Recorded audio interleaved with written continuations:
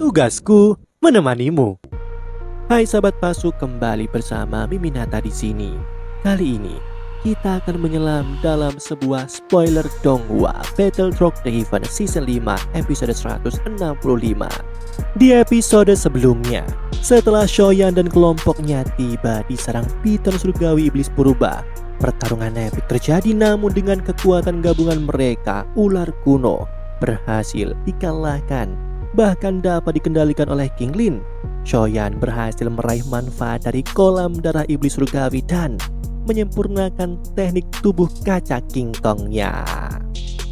Sebelum kita masuk ke dalam cerita, Mimin ingatkan jangan lupa like, comment, and subscribe. Tanpa berlama-lama, spoiler donghua Battlefield Draven Season 5 episode 165. Mari kita mulai. Perjalanan Shoyan bersama kelompoknya berlangsung tanpa hambatan. Di sepanjang jalan, beberapa kali berpapasan dengan fraksi lain, namun wajah-wajah itu asing bagi Shoyan. Ia belum pernah bertemu dengan mereka sebelumnya. Di antara mereka bahkan terdapat sosok-sosok kuat yang pada ranah Dozun bahkan Banseng. Shoyan sama sekali tidak berniat berhenti atau mencari masalah. Fokusnya hanya satu, mencapai panggung wilayah kuno secepat mungkin. Atas perintahnya, King Lin segera mempercepat laju perjalanan mereka dan meninggalkan para kelompok lain. 2 hari berlalu, kelompok Shoyan tiba di sebuah dataran luas yang memancarkan aroma buas. Shoyan segera menyadari bahwa hawa itu berasal dari mayat para ahli yang gugur. Menurutnya, aura pembantaian yang begitu pekat inilah yang membuat binatang buas enggan mendekati area ini. Panggung wilayah kuno berada di perbatasan antara bagian tengah dan area terdalam tanah kuno. Banyak fraksi memilih melintas di sini karena dianggap lebih aman. Untuk menghindari perhatian yang tidak perlu, Shoyan memerintahkan King Lin menyembunyikan tubuh besar piton di surga. Perjalanan mereka berlanjut. Setelah sekitar 10 menit mengamati keadaan, mereka dikejutkan oleh sebuah hamparan luas yang dipenuhi sosok-sosok kuat dari berbagai fraksi dataran tengah. Begitu Shoyan dan rombongannya melangkah, seluruh perhatiannya langsung tertuju pada mereka. Bukan karena orang-orang itu mengenal Shoyan, melainkan karena keberadaan 3 wanita cantik di sisinya yang segera menarik pandangan banyak mata. Dengan tenang, Shoyan menyapu tatapannya ke setiap orang yang hadir, namun ia tidak menemukan satu pun wajah yang dikenalinya. Perhatiannya akhirnya berhenti pada sebuah panggung batu menjulang tinggi di sebuah alun-alun. Di atas panggung itu berdiri beberapa tokoh dengan aura amat kuat mengamati kerumunan dari ketinggian. Sebuah senyum tipis di wajah Shoyan muncul ketika matanya menangkap sosok perempuan cantik bergaun hijau, sang tambatan hatinya, Gu Sun-er. Namun saat baru melangkah mendekati tempat di mana Sun-er bersama para pemuda dari klan Gu berada, sebuah suara dingin yang mengandung ketajaman tiba-tiba menggema, menghentikan gerakannya. Suara itu terdengar familiar, namun sekaligus membawa nada ancaman yang jelas. Sosok yang muncul adalah seorang gadis dari generasi muda terkuat suku Phoenix Iblis Surga, Feng King-er. Kehadirannya langsung membuat suasana tegang, apalagi ketika memanggil nama Shoyan. Mendengar itu, Sun-er spontan menoleh dan matanya segera menemukan sosok pemuda berjubah hitam yang begitu ia rindukan. Senyuman merekah di wajahnya saat melihat kekasihnya, sementara Gu Qingyan yang mendampinginya tampak terkejut dengan kedatangan Shoyan. Gu Qingyan sadar betul bahwa Shoyan memiliki perselisihan dengan suku Phoenix kuno. Ia segera mencegah Sun-er yang berusaha mendekat dan menyadarkan bahwa kali ini Shoyan sudah tidak sama seperti dulu. Ia memiliki keyakinan bahwa Shoyan mampu menghadapi permasalahan ini seorang diri tanpa bantuan siapapun. Mendengar hal itu, Sun-er mengarahkan pandangan ke kelompok di belakang Shoyan, memperhatikan sosok wanita cantik yang tampak tidak asing di matanya. Di sisi lain, Shoyan sama sekali tidak memperdulikan ancaman Feng King-er dan tetap berjalan tenang menuju panggung batu tempat Sun-er berada. Feng King-er jelas merasa dihinakan dengan sikap itu. Tidak terima Ia langsung menyerang Shoyan, mengibaskan tangannya, melepaskan pilar cahaya berwarna-warni yang membelah udara bagaikan kilatan petir. Namun Shoyan dengan kekuatan yang dimilikinya saat ini mampu menahan serangan itu dengan mudah. Aura kuno kemudian merembes keluar dari tubuh Feng Qing'er. Tekanan besar menyelimuti arena, menandakan garis keturunan Phoenix kuno surgawi benar-benar bangkit. Tatapannya kepada Shoyan penuh dengan amarah sekaligus dendam. Bayangan perselisihan mereka membumbung dalam otaknya hingga saat Shoyan menggagalkan usaha sukunya untuk merebut buah asal naga Phoenix. Di sisi lain, Medusa yang berdiri di belakang Shoyan tampak sudah siap untuk turun tangan. Ia tidak bisa menerima Shoyannya mendapat perlakuan seperti ini dari seorang gadis yang tidak diketahui. Namun sebelum niatnya terlaksana, seorang pemuda dengan mata berwarna-warni tiba-tiba muncul di depan mereka. Kehadirannya segera menekan amarah Medusa, menunjukkan bahwa ia adalah pihak yang berwenang di tempat ini. Menurut aturan wilayah kuno, ia menyatakan bahwa permasalahan ini harus diselesaikan satu lawan satu tanpa campur tangan pihak lain. Yang menolak sama dengan menentang hukum wilayah kuno itu sendiri. Suku Phoenix kuno yang berdiri di belakang Feng Qing'er menatap tajam ke arah Shoyan, jelas menunjukkan ketidakpuasan terhadap keputusan yang baru saja dijatuhkan. Dari kejauhan, langkah Gu Qingyan mendekat, membuat suasana kian tegang. Kehadirannya membawa tekanannya sendiri, seakan mengingatkan semua pihak bahwa jika keadaan berubah menjadi pertempuran besar, mereka sendirilah yang akan merugi. Kedatangan Gu Qingyan segera disadari oleh pemuda bermata warna-warni bernama Su Feng. Tatapan dingin meluncur dari matanya, penuh ketidaksukaan melihat keterlibatan klan Gu, apalagi hubungan baik yang terjalin antara Shoyan dan Gu Qingyan. Ia tidak mampu menyembunyikan kebencian yang terselubung, namun hanya menanggapi dengan senyum licik sebelum memberi isyarat pada Feng Qing'er untuk tetap melanjutkan duel yang sudah ditentukan. Su Feng kembali ke tengah arena berdiri angkuh seakan menguasai situasi. Shoyan hanya tersenyum tipis.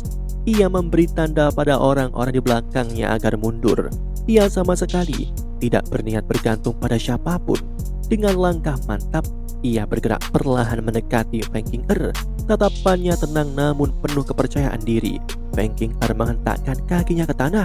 Seketika, ribuan sutra cahaya berwarna-warni melesat liar ke segala arah, menciptakan tekanan besar yang bergetar di udara. Namun Shoyan hanya menggelengkan kepala dengan pelan.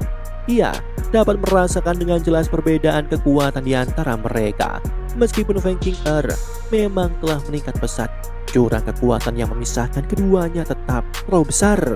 Aura emas kini menyembur dari tubuh Shoyan, menyelimuti area dengan cahaya yang menyilaukan.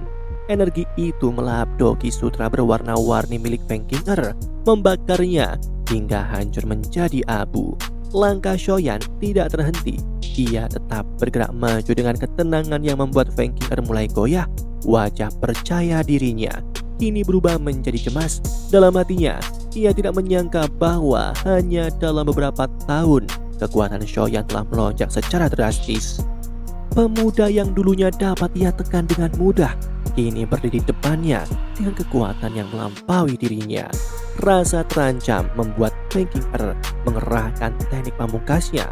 Dari tubuhnya muncul bayangan seekor Phoenix surgawi kuno raksasa dengan aura purba yang bergetar hebat. Sayapnya yang megah terbentang lebar menutupi langit di atas mereka. Dengan lambaian tangannya, makhluk raksasa itu menyerang langsung ke arah Shoyan. Ia kini telah mengandalkan kekuatan garis keturunannya yang paling murni. Shoyan tidak sedikit pun bergerak untuk menghindari serangan besar yang datang ke arahnya. Sebaliknya, sebuah senyum tipis muncul di wajahnya ketika aura emas membumbung deras dari tubuhnya. Dalam sekejap mata, tubuhnya mengalami perubahan drastis, membesar hingga mencapai bentuk kaca King Kong yang sempurna. Berdiri megah setinggi 33 meter. Benturan dahsyat pun terjadi ketika wujud raksasa emas itu beradu langsung dengan bayangan Phoenix surgawi kuno yang dirilis oleh Feng Qing'er. Ledakan energi yang tercipta dari benturan menyapu ke segala arah, membuat alun-alun berguncang hebat. Riak kekuatan itu begitu kuat sehingga bahkan para ahli yang berada di sekitar terpaksa mundur, menahan tekanan aura yang menggetarkan udara. Feng Qing'er sempat menghela nafas lega mengira bahwa serangan pamungkasnya berhasil menekan Xiaoyan, namun harapannya punah. Itu langsung runtuh begitu kepulan terbelah dan sosok raksasa emas kembali muncul, berdiri dengan kokoh. Tidak lama setelah itu, tubuh raksasa emas memudar dan kembali mengecil, memperlihatkan Xiaoyan dalam wujud aslinya, berdiri tenang tanpa luka sedikit pun di tubuhnya. Keterkejutan serta kengerian menyelimuti Feng Qing'er. Serangan yang seharusnya mampu menjatuhkan Xiaoyan ternyata sama sekali tidak berguna. Tiba-tiba, sebuah tamparan keras mendarat di wajahnya. Tubuh Feng Qing'er terhempas, menabrak bebatuan besar di sekitarnya dan semburan cairan merah meleleh dari mulutnya. Pemandangan ini mengejutkan rombongan dari suku Phoenix kuno dan para pengikut Feng Qing'er. Seketika mereka terdiam, kemudian amarah mereka meluap. Namun Su Feng segera menghentikan niat mereka untuk melakukan balasan. Dengan wajah yang penuh dengan keterpaksaan, ia harus mengakui bahwa Feng Qing'er sekali lagi telah kalah di tangan orang yang sama. Ya, Xiaoyan. Di dalam hatinya, Su Feng menyimpan dendam yang mendalam. Ia bersumpah suatu saat nanti ia sendiri yang akan menumpangkan tangan mengalahkan Xiaoyan. Xiaoyan tetap tenang serta acuh tak acuh, seakan kemenangan barusan hanyalah hal kecil. Tanpa basa-basi ia berbalik, memimpin kelompoknya berjalan menuju kelompok dari klan Gu. Di antara kerumunan, Gu Hua menyadari kehadiran Xiaoyan dan menunjukkan kekaguman dengan penuh penghargaan atas keberaniannya yang tanpa ragu menghadapi keturunan kuat dari suku Phoenix kuno. Xiaoyan hanya membalas dengan senyum tipis, memberi penghormatan kepada para komandan berpakaian hitam dari klan Gu yang berdiri di hadapannya. Tatapannya lalu beralih kepada Sun Er yang sejak tadi menatapnya dengan senyum lembut. Namun momen ini berubah ketika perhatian Sun Er tertuju pada sosok lain di belakang Xiaoyan. Ya, tak lain sosok itu adalah Cailin, sang Ratu Medusa. Perkenalan singkat di antara keduanya membuat Medusa sangat terkejut. Melihat Sun Er dari dekat, ia teringat pada ucapan Xiao Ding yang pernah mengatakan bahwa gadis ini adalah kekasih masa kecil dari Xiaoyan. Ini membuat perasaan Medusa menjadi rumit. Melihat cara Xiaoyan memandang Sun Er, ia bisa merasakan bahwa tempat gadis ini di hatinya begitu besar. Bahkan jauh sebelum dirinya hadir, sadar bahwa dirinya hanyalah orang ketiga dalam hubungan ini, Cailin merasa canggung. Ia tidak mampu berbuat apa-apa dan hanya menyambut Sun Er dengan sebuah senyuman tipis serta anggukan kecil, menyembunyikan sebuah gejolak perasaan yang mendalam di balik sikap tenangnya. Demikianlah spoiler Battlefield Driven Season 5 episode 165. Sebelum Mimin akhiri, Mimin ingatkan jangan lupa like, comment, dan subscribe, karena tugasku kan selalu menemanimu.